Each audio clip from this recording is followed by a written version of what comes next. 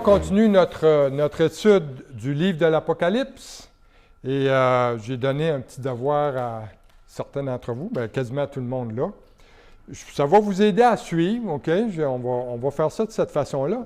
Parce que le livre de l'Apocalypse, c'est un livre qui est plutôt technique. Il y a des choses à savoir pour comprendre ce livre-là. C'est pour ça qu'il y a beaucoup de pasteurs et d'églises qui évitent ce livre-là parce qu'ils ne se font pas l'effort d'essayer de comprendre ou de voir qu'est-ce qui est écrit. Et malheureusement, ils perdent une grande bénédiction parce que c'est le seul le seul livre de toute la Bible qui contient une promesse de bénédiction à ceux qui le lisent, à ceux qui le comprennent et qui l'appliquent. Donc aujourd'hui, on est tout le monde là au chapitre 7 de l'Apocalypse. Et la dernière fois qu'on a étudié ce livre-là, ça fait quelques semaines, là, j'étais parti à l'extérieur et donc on a arrêté au chapitre 6. Hein? Puis le chapitre 6, il contient 17 versets. Et on a vu que le verset 17 disait ceci, « Car le grand jour de sa colère est venu, et qui peut subsister? » Ça, c'est le chapitre 6 se termine de cette façon-là. Alors, qui en effet pourra résister au jour de la colère de Dieu? Ça, c'est une autre question que les gens se posent souvent concernant la tribulation de laquelle on étudie maintenant. Est-ce qu'il va y avoir des personnes sauvées durant la tribulation? Ça, c'est toujours la question que les gens se posent. Et le chapitre 7, il répond à ces deux questions-là. Il répond à ces deux-là. On va aller dans notre texte. Donc, chapitre 7, on va le lire ensemble. Chapitre 7. OK. L'apôtre Jean écrit ceci. « Après cela, je vis 4 anges debout aux 4 coins de la terre. Ils retenaient les 4 vents de la terre afin qu'il ne soufflât point de vent sur la terre, ni sur la mer, ni sur aucun arbre. Et je vis un autre ange qui montait du côté du soleil levant et qui tenait le sceau de Dieu, du Dieu vivant. Il cria d'une voix forte aux 4 anges à qui il avait été donné de faire du mal à la terre et à la mer, et il dit, « Ne faites point de mal à la terre, ni à la mer, ni aux arbres, jusqu'à ce que nous ayons marqué du sceau le front des serviteurs de notre Dieu. » Et j'entendis le nombre de ceux qui avaient été marqués du sceau, 144 000 de toutes les nations, de toutes les tribus des fils d'Israël. De la tribu de Juda, 12 000 marqués du sceau, de la tribu de Ruben, 12 000, de la tribu de Gad, 12 000, de la tribu d'Asser, 12 000, de la tribu de Nephtali, 12 000, de la tribu de Manassé, 12 000, de la tribu de Siméon, 12 000, de la tribu de Lévi, 12 000, de la tribu d'Isaacar, 12 000, de la tribu de Zabulon, 12 000, de la tribu de Joseph, 12 000, de la tribu de Benjamin, 12 000 marqués du sceau. Après cela, je regardai, voici, il y avait une grande foule que personne ne pouvait compter de toutes les nations, de toutes tribus, de tout peuple et de toute langue. Ils se tenaient devant le trône et devant l'agneau, revêtus de robes blanches et des palmes dans leurs mains. Et ils criaient d'une voix forte en disant, « Le salut est à notre Dieu qui est assis sur le trône et à l'agneau. » Et tous les anges se tenaient autour du trône et des vieillards et des 4 êtres vivants. Et ils se prosternèrent sur leurs faces devant le trône et ils adorèrent Dieu en disant « Amen. La louange, la gloire, la sagesse, l'action de grâce, l'honneur, la puissance et la force soient à notre Dieu au siècle des siècles. Amen. » Et l'un des vieillards prit la parole et me dit « Ceux qui sont revêtus de robes blanches, qui sont-ils? Et d'où sont-ils venus? » Je lui dis, « Mon Seigneur, tu le sais. » Et il me dit, « Ce sont ceux qui viennent de la grande tribulation. Ils ont lavé leurs robes et les ont blanchies dans le sang de l'agneau.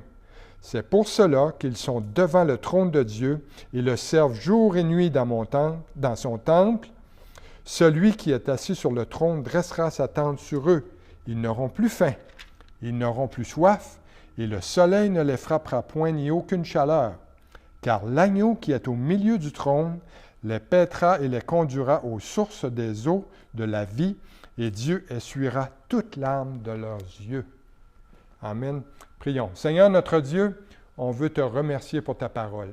Ouvre nos cœurs aujourd'hui et Seigneur, enlève toute distraction de nos pensées, de nos esprits et aide-nous à nous concentrer sur ce que tu as à nous dire aujourd'hui, Seigneur Dieu Tout-Puissant. Et bénis ce temps qu'on passe ensemble à étudier ta parole dans ce merveilleux livre qu'est l'Apocalypse. En ton nom, on te prie. Amen. OK, ce qu'on voit ici, Jean, l'apôtre Jean qui écrit, il voit ici deux groupes de saints au chapitre 7, qui proviennent de la grande tribulation. Qui sont-ils? Premièrement, il les nomme les 144 000 et il nomme aussi une grande foule qui représente à la fois ceux qui pourront survivre au jour de la colère de Dieu et ceux qui seront sauvés pendant la grande tribulation. Le chapitre 7, soit dit en passant, c'est un chapitre très important à comprendre. Pourquoi? Parce qu'il y a beaucoup de sectes dans le monde qui ont tordu le sens des Écritures et qui tordent le sens de ce chapitre-là.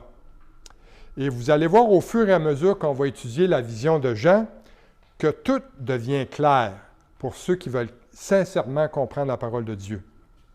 Et si vous allez d'ailleurs sur Internet en ligne, vous verrez beaucoup de fausses doctrines concernant Apocalypse chapitre 7. Par exemple, pour ne pas les nommer encore, les témoins de Jéhovah ont été les premiers groupes à affirmer qu'ils faisaient partie des 144 000. D'ailleurs, ils ont ce qu'ils appellent le Troisième Testament, qui croit que les 144 000 sont des illuminés et que Jésus est déjà revenu. Et qu'ils ont une partie de leurs croyants qui, eux, sont réservés pour vivre sur la terre dans un environnement paradisiaque. Vous avez aussi l'Église universelle de Dieu qui croit que les 144 000 sont l'Église. Eh bien, ces groupes font les mêmes erreurs.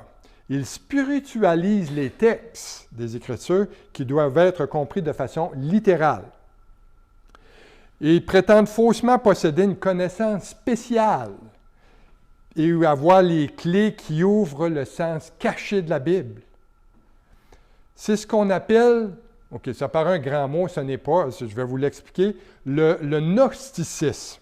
C'est quoi ça, le gnosticisme? Le gnosticisme, c'est une connaissance spéciale ou une expérience ésotérique qui, selon ses adeptes, est la clé qui ouvre le sens caché de la Bible. Le gnosticisme, ça vient du mot grec gnosis, qui veut dire connaissance. Et c'est un mouvement religieux qui a débuté avant la première venue de Jésus et qui s'est étendu au premier siècle de l'ère chrétienne. Les gnostiques, comme on les appelle, qui est le différent du mot agnostique, qui veut dire, agnostique veut dire qu'il n'est pas sûr de l'existence de Dieu. Et contrairement aux athées qui nient carrément l'existence de Dieu. Mais les gnostiques, eux, se considèrent comme ceux qui ont la connaissance. Et je vais montrer juste quelques exemples de leur enseignement mensonger. Premier exemple, c'est qu'ils disent que Jésus, bien qu'il soit venu en tant qu'être humain, eh bien, son humanité, c'était juste une illusion. Ils disent aussi que Jésus a semblé mourir, mais qu'il n'est pas vraiment mort. Et que Jésus n'est pas vraiment Dieu, la seconde personne de la Trinité. Il n'était qu'un être semi-divin entre Dieu et l'homme. Ils disent aussi que la matière est mauvaise, entre autres votre corps, okay? Donc ce qu'on appelle la matière. Ils disent que c'est mauvais et ça nous donne le droit de faire avec notre corps ce qu'on veut, de le tuer pour libérer l'âme de son emprisonnement. Donc c'est ça Aussi, ce qu'ils croient, c'est que le Dieu de l'Ancien Testament est mauvais parce qu'il a conçu l'univers de façon matérielle. Il n'est pas le même Dieu qu'il y a dans le Nouveau Testament, qui est un Dieu d'amour. Et ces gens-là aussi disent qu'ils sont sauvés par l'acquisition d'une connaissance secrète, qu'on appelle le gnosis, et qui n'est transmise qu'à ses initiés. Et d'ailleurs, ce mouvement-là, ce mouvement religieux-là, ça ressemble beaucoup aujourd'hui au mouvement du Nouvel Âge, dans beaucoup de points. Et on ne sait pas exactement quand est-ce que ça a commencé, mais il y a de nombreux pères de l'Église au début de l'ère de l'Église qui ont associé le gnosticisme à Simon le magicien dans le livre des Actes. Dans le livre des Actes des Apôtres, au chapitre 8, versets 9 à 24, qui raconte l'histoire de Simon qui, soi-disant, s'est converti et qui est un sorcier samaritain. Donc, ils disent que ça part de là. En fait, le gnosticisme est une fausse science ou une connaissance qui tord le sens des Écritures. Et la Bible a une réponse à ça. D'ailleurs, l'apôtre Paul dit dans 1 Timothée 6, versets 20 et 21, Paul y a écrit ceci, il dit « Ô Timothée, garde le dépôt en évitant les discours vains et profanes et les disputes de la fausse science, dont font profession quelques-uns qui se sont ainsi, détournés de la foi. » Donc, spiritualiser les textes bibliques qui doivent être compris de façon littérale, c'est dangereux. C'est très dangereux.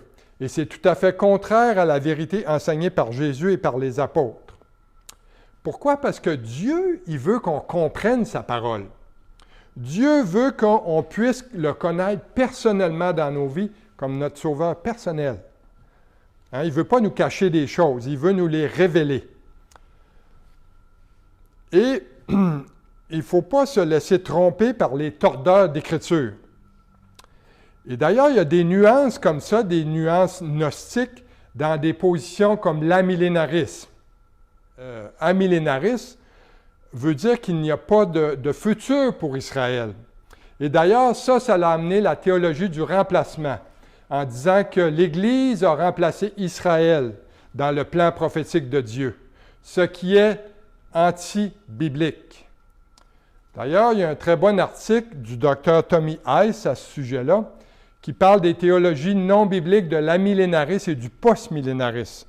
Ça, c'est des choses qui sont contre le fait de comprendre les Écritures d'un point de vue littéral. OK, donc maintenant, regardons en détail notre texte. Au chapitre 7, versets 1 à 3, Jean a écrit, « Après cela, je vis 4 anges debout aux 4 coins de la terre. Ils retenaient les 4 vents de la terre, afin qu'il ne soufflât point de vent sur la terre, ni sur la mer, ni sur aucun arbre. » Donc, ici, le chapitre 7 fait une pause entre l'ouverture du 6e sceau qu'on a vu à la fin du chapitre 6, verset 12. Okay? Lorsqu'on a vu l'ouverture du 6e sceau, donc là, il y a un arrêt qui se fait. Et avant l'ouverture du 7e sceau, le dernier sceau, qui va se faire au chapitre 8, verset 1. Le chapitre 7 ne nous fait pas avancer chronologiquement dans la tribulation. Donc, il y a une pause dans l'action qui se fait. Et vous allez voir, lorsqu'on va entamer le chapitre 8, qu'au début du chapitre 8, le 7e sceau va être ouvert, et ça va être le jugement final de Dieu. Ce 7e sceau-là va contenir, important là, vous avez ça dans vos notes, ce 7e sceau-là va contenir les jugements des 7 trompettes et les jugements des 7 coupes. Et les 7 trompettes et les 7 coupes sont comme des sous-ensembles du 7e sceau. J'ai mis d'ailleurs un diagramme en ligne d'un enseignement précédent où j'illustre ça. Je mets les 7 coupes et à l'intérieur de c'est-à-dire des 7 sceaux, et à l'intérieur du 7e sceau, vous avez les 7 trompettes. Et lorsqu'on arrive à la 7e trompette, eh bien là, on a les 7 coupes qui arrivent. Donc le 7e sceau comme tel, il ne contient rien. Il ne contient pas de jugement en tant que tel, il contient plutôt les jugements des 7 trompettes. Et les 7 trompettes contiennent quoi? Les 7 coupes. C'est important de comprendre ça. Au verset 1 du chapitre 7, on voit qu'il y a 4 anges qui se préparent pour le jugement. mais il leur est dit une chose, de retenir les vents et de ne pas laisser le jugement s'abattre sur quoi? Premièrement, sur la terre, de ne pas s'abattre, deuxièmement, sur la mer, et de ne pas s'abattre, troisièmement, sur les arbres, afin que les serviteurs choisis de Dieu puissent être scellés pendant cette pause-là. Pensez, je vais vous donner un exemple. Pensez un moment que si vous étiez dans l'œil d'un ouragan. Vous voyez qu'est-ce qui se passe actuellement en Floride? Il y a l'ouragan Hélène, qu'on appelle Helene en anglais, l'ouragan, qui cause beaucoup de dommages. D'ailleurs, on a une amie chrétienne qui a une maison près d'Atlanta et qu'on prie pour elle. La maison, le toit a été ravagé, un arbre est tombé et son père en est passé près de la mort. Donc, un ouragan, c'est destructeur. Et là, présentement, au chapitre 7 du livre de l'Apocalypse, on est dans l'œil de l'ouragan, OK? Où tout est calme encore autour de vous. Et là, les vents violents se préparent et la pluie se prépare à frapper. Donc, le chapitre 7, c'est une pause. On peut quasiment qualifier ça comme l'œil de l'ouragan avant l'ouverture du 7e sceau. Ça nous rappelle que Dieu est au contrôle de la nature. Il peut utiliser les forces de la nature pour amener son jugement sur la terre.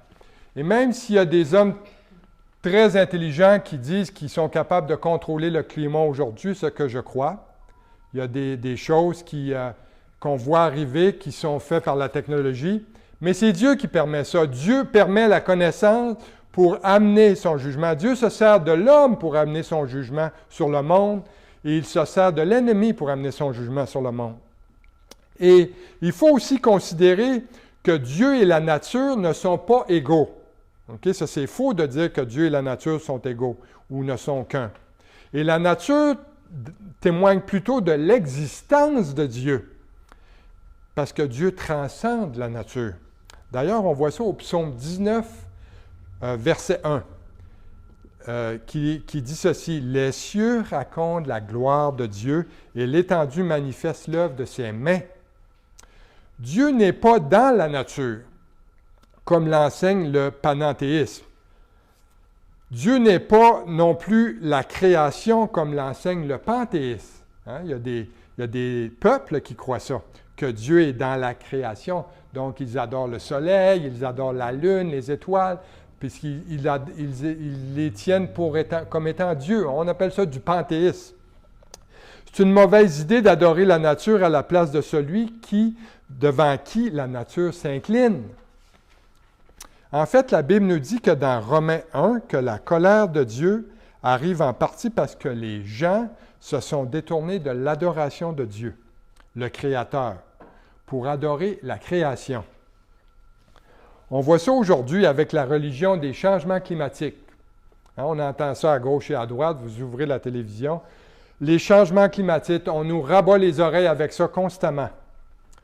Eh bien, les changements climatiques dans la Bible, ça s'appelle la Grande Tribulation. Il va y en avoir des changements climatiques quand la Grande Tribulation va commencer, je peux vous dire. D'ailleurs, la religion des changements climatiques, c'est que l'homme pollue la Terre et tout est mis en place par les gouvernements pour sauver la planète. Mais la Bible dit que la planète Terre est réservée par la destruction, par le feu, selon 2 Pierre, chapitre 3, verset 7.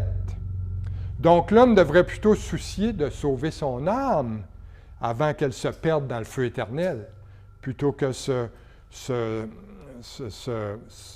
s'inquiéter pour la planète. Regardons maintenant au verset 3. Jean dit qu'il a entendu une voix déclarant que les serviteurs de Dieu doivent d'abord être scellés avant que le prochain jugement ne vienne. Pourquoi est-ce que les serviteurs de Dieu sont-ils scellés ici? Il y a une raison pour ça. Dans les Écritures, un sceau signifie la propriété ou encore la protection. D'ailleurs, quand on est sauvé, quand Dieu nous sauve, Dieu vient nous sceller de son Saint-Esprit qu'il fait habiter en nous. c'est son sceau, on devient sa propriété et on est sous sa protection. Et à travers toute la Bible, on trouve des exemples de personnes qui ont été protégées par Dieu pendant les périodes de jugement. D'ailleurs, on voit ça, premièrement, prenez note de ça, à travers l'histoire des enfants d'Israël en Égypte. Dans Exode chapitre 12, qu'est-ce qui est arrivé? C'est que Dieu a scellé par le sang qu'il avait mis sur les poteaux et le linteau de la porte de leur maison, les Israélites, lors du jugement de la 10e plaie dans le pays d'Égypte. On voit ça aussi dans Ézéchiel, le prophète Ézéchiel, chapitre 9, lorsque Dieu ordonne de marquer les hommes justes de Jérusalem pour les protéger contre le jugement à venir. Et ça va être la même chose pour les 144 000 pendant la grande tribulation. Ils vont être scellés afin d'être protégés pendant le règne de l'Antéchrist. Et ces hommes vont survivre à la grande tribulation, puisqu'on les voit célébrer la victoire de Jésus à la fin de la tribulation dans Apocalypse chapitre 14. Revenons à notre texte. Regardons maintenant la différence qu'il va y avoir entre les serviteurs de Dieu et les serviteurs de Satan durant la grande tribulation. Le groupe des 144 000 personnes choisies pour servir Dieu va être scellé. Ils vont avoir le nom de l'agneau et le nom de son Père écrit sur leur front. Dans Apocalypse chapitre 14, verset 1, on voit cela. Ils vont être identifiés comme appartenant à Dieu et seront protégés par Dieu. Et ça, c'est un contraste frappant avec ceux qui vont servir l'Antéchrist et qui vont être marqués sur leur main droite et sur leur front ou sur leur front avec le nom de l'Antéchrist. Ça, on voit ça dans Apocalypse chapitre 13, versets 16 à 18, qui dit ceci. « Et elle fit que tous, petits et grands, riches et pauvres, libres et esclaves, reçussent une marque sur leur main droite ou sur leur front, et que personne ne put acheter ni vendre sans avoir la marque, le nom de la bête ou le nombre de son nom. C'est ici la sagesse, que celui qui a de l'intelligence calcule le nombre de la bête, car c'est un nombre d'hommes, et son nombre est 666. » Donc le sceau ici dans Apocalypse 7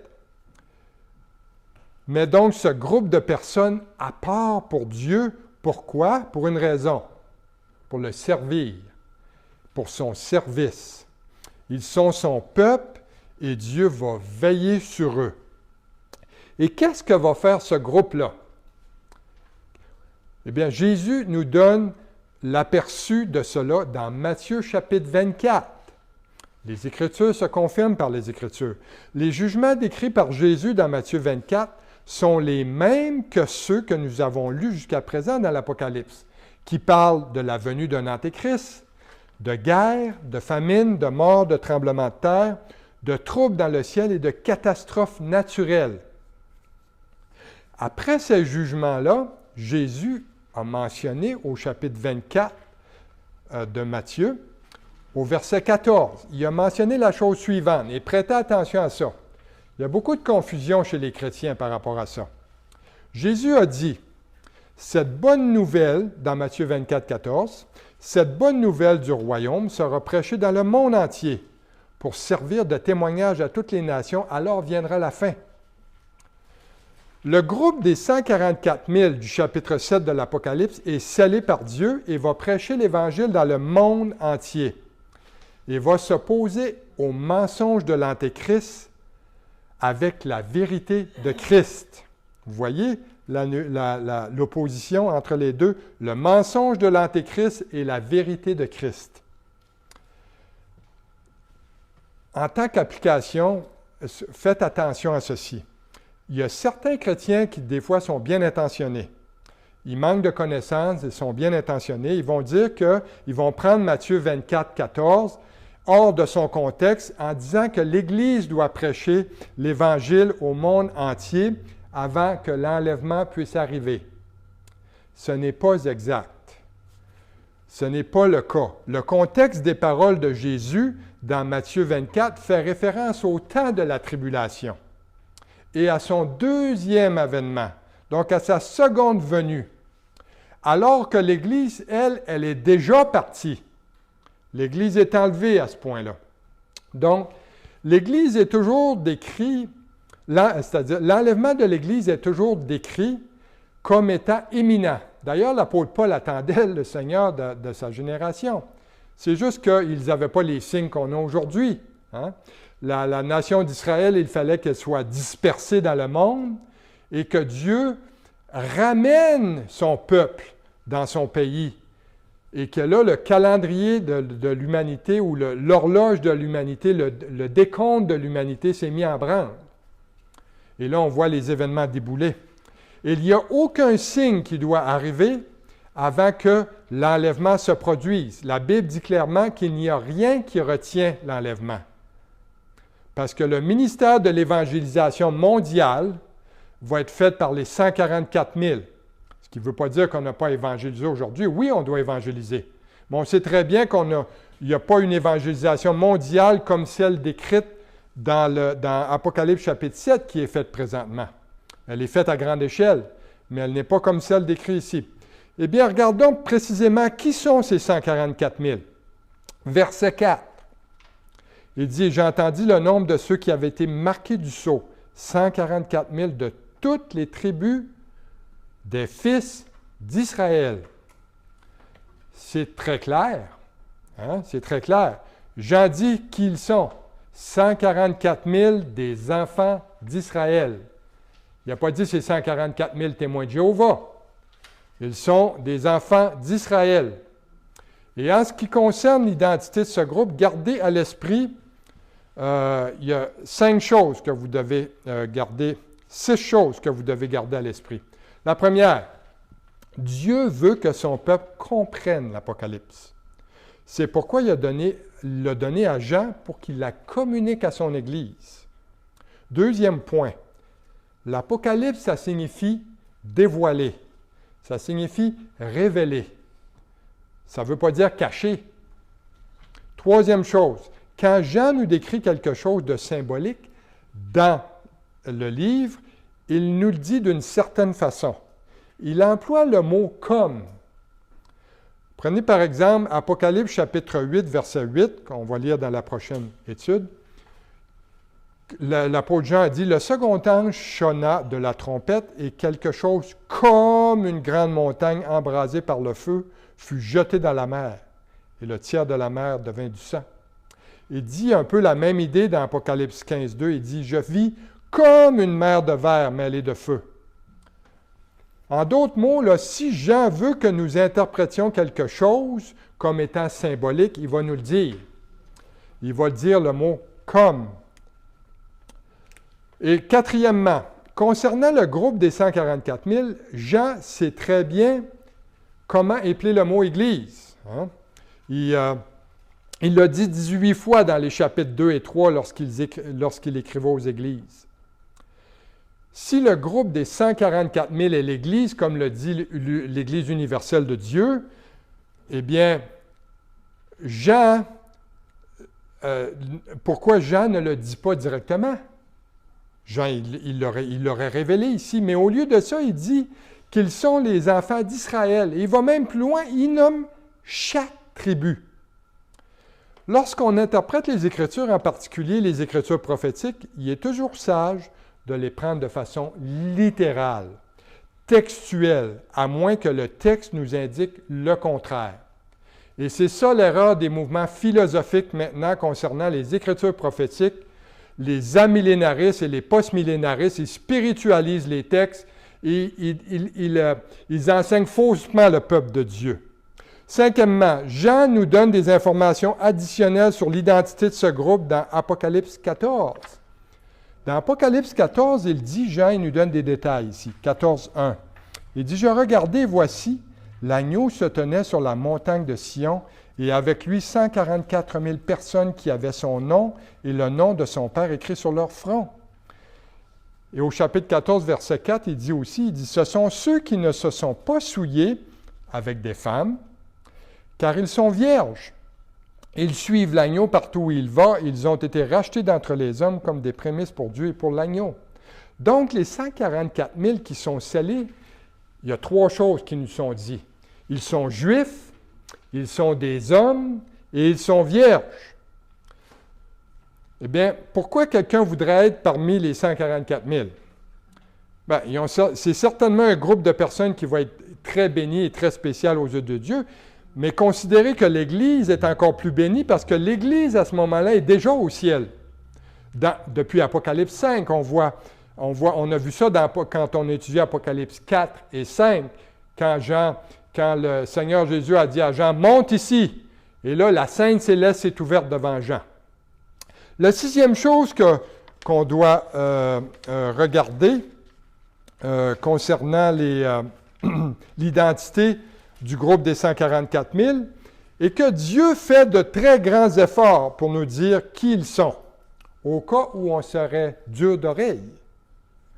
Il nous donne en détail qui sont les enfants d'Israël, puis il nous les mentionne dans les versets 5 à 8.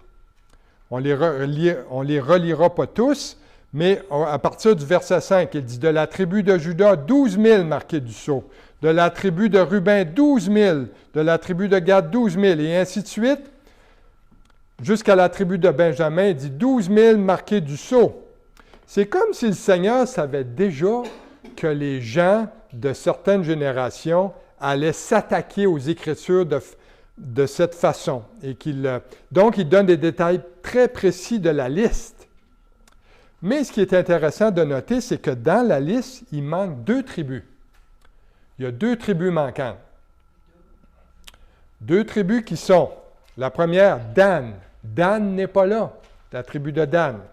Elle est remplacée par une autre tribu, qui est la tribu de Lévi. Il y a une autre tribu manquante qui est la tribu d'Éphraïm, qui est remplacée par son père, qui est Joseph. Joseph avait 2 enfants, Éphraïm et Manassé. Et donc, 2 tribus manquantes, Dan et Éphraïm. Et à au moins 29 occasions dans les Écritures, Israël est identifié par ses tribus, toujours comme étant un groupe de 12 tribus. Mais personne n'a pas vraiment trouvé la bonne raison pour expliquer pourquoi certaines tribus, des fois, sont mentionnées dans un livre et ne sont pas mentionnées dans d'autres, ailleurs dans la Bible. Il y a une possibilité ici, dans Apocalypse chapitre 7, qui pourrait être celle-ci. Dan et Éphraïm étaient des tribus qui étaient très idolâtres. Dan avait fait des idoles. D'ailleurs, lorsqu'on est allé la première fois en Israël, on a visité ce qu'on appelle Tel Dan, qui est la partie où la tribu de Dan, au lieu de prendre possession d'un territoire, comme le Seigneur avait ordonné, ils sont en allés vers le nord, ils ont habité un endroit et là, ils ont bâti des idoles. Ils se sont fait des idoles. Et aussi, la tribu d'Éphraïm est connue pour son idolâtrie, une très grande idolâtrie. Et Dieu a averti ces 2 tribus-là qui les exclurait de l'alliance. On voit ça dans Deutéronome, chapitre 29, versets 18 à 21. Donc, ce qu'on peut dire, c'est que peut-être qu'ils ne sont pas mentionnés ici comme étant choisis pour servir Jésus, pour la simple et bonne raison que, durant la grande tribulation, le monde entier va adorer l'idole de l'Antéchrist. Ça pourrait être une raison à cela, parce qu'ils étaient des tribus idolâtres.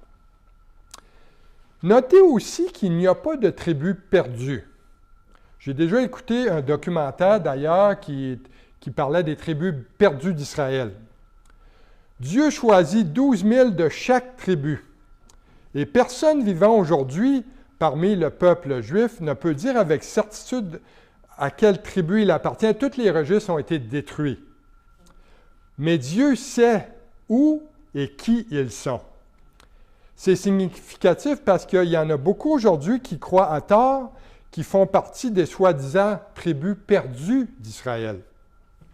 En fait, la Bible ne dit jamais qu'il y a des tribus d'Israël qui sont perdues. On voit ça dans Jacques. Jacques, chapitre 1, verset 1. C'est quelque chose que vous avez dans vos notes. Jacques, chapitre 1, verset 1. Jacques, serviteur de Dieu et du Seigneur Jésus-Christ, aux 12 tribus qui sont dans la dispersion, salut. C'est comme ça que la lettre de Jacques commence. Donc, elles existent, les tribus, c'est juste qu'elles sont dans la dispersion. Donc, adhérez pas aux faux enseignements qui tentent de nier l'existence des 12 tribus d'Israël aujourd'hui. Et basé sur les preuves qu'on a vues, les 144 000 vont être un reste des enfants d'Israël qui vont être choisis par le Seigneur pour prêcher l'Évangile pendant les jours sombres de la grande tribulation. Et il va amener beaucoup de gens à la foi en Christ. Un si grand nombre que personne ne pouvait les compter. En regardant en détail ce groupe de personnes que personne ne pouvait compter, on les voit au verset 9 et 10. Verset 9, allez là, verset 9. « Après cela, je regardai, et voici, il y avait une grande foule que personne ne pouvait compter. De toute nation, de toute tribu, de tout peuple, de toute langue, ils se tenaient devant le trône et devant l'agneau, revêtus de robes blanches et des palmes dans leurs mains. Et ils criaient d'une voix forte en disant, « Le salut est à notre Dieu qui est assis sur le trône et à l'agneau. » Donc, dans les versets 9 et 10, Jean voit un deuxième groupe qui est différent des 144 000. Quel est ce groupe? Une grande foule. Une grande foule. Et les deux groupes diffèrent l'un de l'autre. Le premier groupe des 144 000, on sait, c'est un nombre défini. Hein, si on est fort en maths, ça nous dit 144 000. C'est un certain nombre. On sait qu'ils sont des enfants d'Israël et qu'ils sont où? Ils sont sur la terre. Le deuxième groupe, lui, c'est un groupe qui est innombrable. Personne ne pouvait compter ces personnes-là. Et ils viennent de où? Il dit, ils sont de toute nation, de toute tribu, de tout peuple, de toute langue. Et où est-ce qu'elles sont lorsque Jean écrit? Il dit, elles sont au ciel, elles ne sont pas sur la terre. Le contraste entre les deux groupes est important parce qu'il y a des personnes qui ne font pas la distinction entre les deux et qui concluent à tort qu'il y a un seul groupe mentionné dans ce chapitre-là. Cependant, le texte indique clairement qu'il y en a deux. Mais qui est vraiment ce deuxième groupe? C'est exactement ce que l'un des anciens demande à l'apôtre Jean. Il dit, et l'un des anciens, au verset 13, il dit, et l'un des anciens prit la parole et me dit, ceux qui sont revêtus de robes blanches, qui sont-ils? Et d'où sont-ils venus? Verset 14, il dit, je lui dis, mon Seigneur, tu le sais. Et il me dit, ce sont ceux qui viennent de la grande tribulation. Ils ont lavé leurs robes, ils les ont blanchis dans le sang de l'agneau. Jean, ici, n'est même pas sûr de l'identité de la foule. Il ne peut pas répondre à la question que l'un des anciens, des vieillards, lui pose. Non, mais la réponse est donnée au verset 14, lorsque l'ancien dit à Jean, ce groupe de saints, ce sont ceux qui viennent de la grande tribulation. Ce sont les saints de la tribulation qui viennent à la foi en Christ après l'enlèvement de l'Église. Et beaucoup croient qu'ils vont être sauvés par grâce au témoignage des 144 000 Juifs qu'on voit dans Matthieu 24, 14, comme j'ai mentionné auparavant. Et grâce au ministère des 2 témoins, qu'on va voir au chapitre 11. D'autres pensent que beaucoup de gens viendront à la foi en Jésus grâce au témoignage fidèle des chrétiens qui ont partagé l'Évangile avant l'enlèvement. Donc, découragez-vous pas. Si vous prêchez l'Évangile à vos familles, à vos amis, à vos collègues de classe, à vos collègues de travail, eh bien, vous plantez une semence. Et on ne sait pas. Donc, peut-être que ces gens-là vont venir à la foi, mais ça va coûter cher de venir à la foi dans ce temps-là. Mais peu importe qui les conduit au salut, il y a un groupe innombrable de personnes qu'on voit ici qui sont sauvées pendant la grande tribulation. Et le verset 14 répond à la question d'ailleurs, est-ce qu'il va y avoir des personnes sauvées pendant la tribulation? On a vu que la réponse est oui. Mais ça soulève une question théologique importante, intéressante. Comment est-ce qu'ils vont être sauvés? Il y en a des fois qui veulent passer à travers la grande tribulation et qui disent « Ah, bien, comment tu peux être sauvé? » Comment? Certains se sont demandé comment les gens pourront être sauvés puisque le Saint-Esprit sera enlevé, comme on voit dans 2 Thessaloniciens 2,7, pour permettre l'arrivée de l'Antéchrist dans Apocalypse 6.1. Comment les gens parviendront-ils au salut puisque c'est le Saint-Esprit qui convainc les gens de pécher? Réponse. Les gens seront sauvés de la même manière qu'avant la Pentecôte, par la foi dans le Messie promis, Jésus-Christ, comme on voit dans les Évangiles et comme on voit dans l'Ancien Testament. Des gens étaient sauvés au temps de Jésus lorsque Jésus vivait sur terre, même si le Saint-Esprit n'habitait pas encore les croyants. Ils étaient sauvés par la foi dans le Messie vivant sur terre à ce moment-là. Et ce qu'il faut comprendre, c'est que le ministère du Saint-Esprit pendant l'ère de la grâce dans laquelle on est, avant l'enlèvement de l'Église, et le ministère du Saint-Esprit après l'enlèvement de l'Église, soit pendant la tribulation, eh bien, ils sont différents. À la Pentecôte,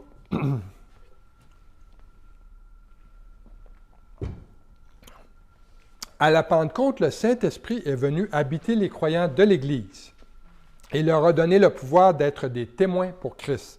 On voit ça dans Actes chapitre 1, verset 8. Et lors de l'enlèvement de l'Église, eh bien, le ministère du Saint-Esprit dans l'Église, il se termine. Son ministère à travers l'Église n'est plus présent sur terre. Mais l'Esprit de Dieu est toujours capable d'exercer un ministère sur terre dans la vie des individus pendant la tribulation et de les amener au salut. Parce que Dieu est omniprésent.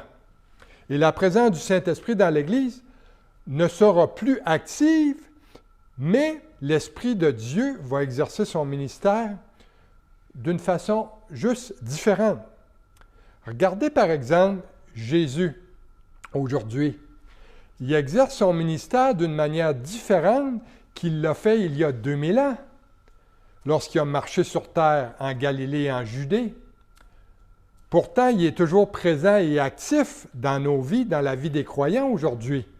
D'ailleurs, il a dit dans Matthieu 28, chapitre 28, verset 20, il a dit aux apôtres, il dit « Et enseignez-leur à observer tout ce que je vous ai prescrit. Et voici, je suis avec vous tous les jours jusqu'à la fin du monde. » Bien que Jésus n'exerce plus son ministère dans un corps physique matériel,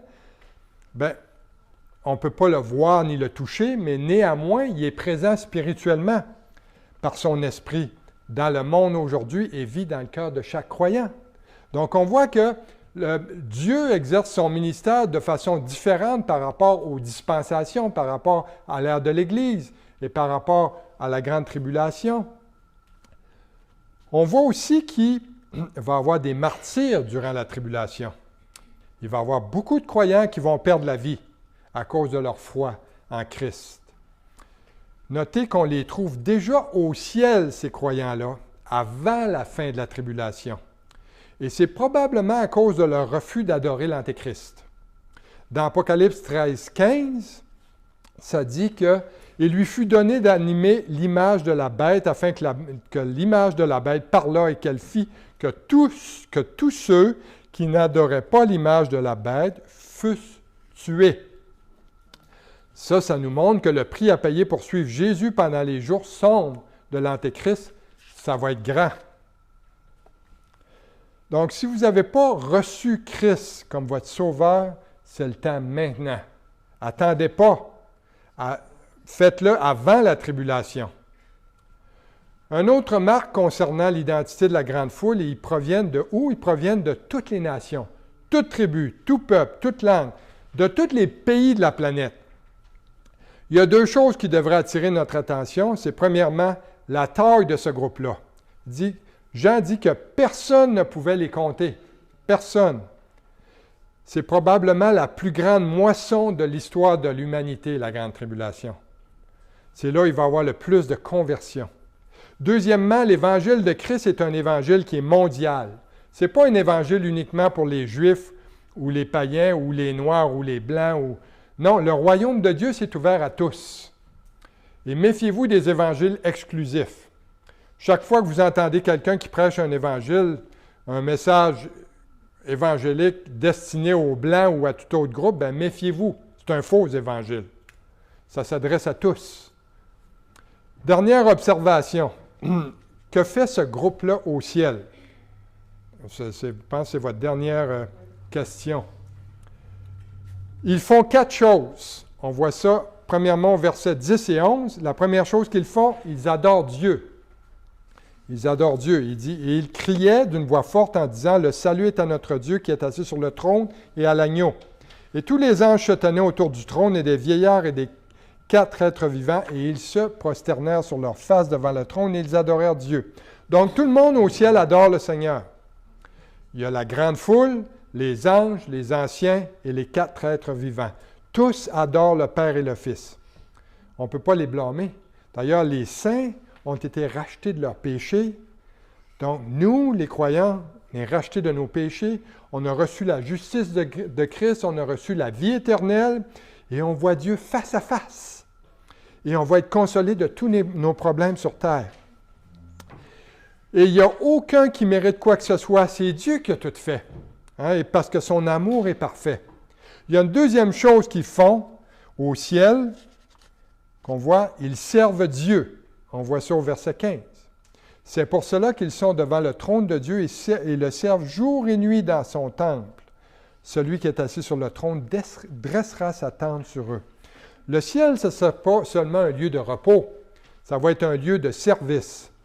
Et les saints de la tribulation servent Dieu devant son trône avec une place d'honneur.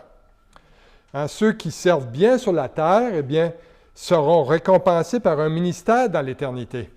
Donc, pensez pas que vous allez vous tourner les pouces au ciel. Vous allez servir aussi. Troisième chose qu'on va faire au ciel, il dit, ils vivent avec Dieu. On va vivre dans la présence de Dieu. Il dit, au verset 15, c'est pour cela qu'ils sont devant le trône de Dieu et le servent jour et nuit dans son temple. Celui qui est assis sur le trône dressera sa tente sur eux. Les saints sont bénis de vivre dans la présence même du Dieu Tout-Puissant. Ils ont le privilège de le voir de leurs propres yeux et de l'entendre de leurs propres oreilles. Et Jean, d'ailleurs, nous dit dans 1 Jean 3, 2, il dit, « Bien-aimés, nous sommes maintenant enfants de Dieu, et ce que nous serons n'a pas encore été manifesté. Mais nous savons que lorsque cela sera manifesté, nous serons semblables à lui, parce que nous le verrons tel qu'il est. » Amen. Amen. Cette promesse-là, ça ne s'adresse pas seulement aux saints de la tribulation, ça s'adresse aussi à nous, les croyants. La quatrième chose que la foule expérimente au ciel est la bénédiction de Dieu. Ils sont bénis par Dieu. On voit ça au verset 16 et 17. C'est écrit, « Ils n'auront plus faim, ils n'auront plus soif, et le soleil ne les frappera point, ni aucune chaleur, car l'agneau est au milieu du trône et les paîtra. Il les conduira aux sources des eaux de la vie, et Dieu essuiera toute larme de leurs yeux. » Dieu va même effacer tous nos souvenirs de la terre, tout ce qu'on a souffert sur la terre à cause de notre foi en Christ. Ça dit ici qu'ils ont souffert sur la terre, ils ont manqué d'eau, mais ils vont boire l'eau de la vie. Ils ont manqué de nourriture, mais ils vont manger le pain de vie. Ils ont été poursuivis par l'ennemi, mais Jésus va les conduire. Et après avoir versé des larmes sur la terre, Jésus va assécher les larmes de leurs yeux. Les saints de Dieu vont profiter de toutes ces bénédictions-là au ciel. Donc, en conclusion, après avoir étudié ce chapitre-là, si vous êtes découragé sur la terre à cause de vos épreuves, eh bien, reprenez courage. Reprenez courage, parce que vous appartenez à Christ et servez-le sans crainte de l'ennemi. Utilisez votre temps avec sagesse et partagez Jésus avec ceux vers qui le Saint-Esprit va vous conduire. Et pour ceux-là d'entre vous qui ne sont pas sûrs de connaître Jésus de façon personnelle à leur cœur aujourd'hui, eh bien, Jésus vous demande de vous tourner vers lui. Approchez-vous de lui, il s'approchera de vous, comme dit Jacques, chapitre 4, verset 8. Parce que Dieu veut une relation personnelle avec vous. Et il veut vivre avec vous dans l'éternité. Amen. Amen. Donc, Seigneur Jésus, on veut s'approcher de toi, on veut te prier, on veut te remercier pour ta parole. Merci de ce que tu veux nous révéler, ta parole, de ce que tu nous l'as donné pour qu'on apprenne à te connaître. Et Seigneur, merci de nous avoir rachetés à un si grand prix et de nous avoir gardés non seulement, Seigneur, de la colère éternelle, mais de ta colère, de la colère de l'agneau qui s'en vient sur ce monde. Et on t'a pris ces choses en ton nom, Jésus. Amen.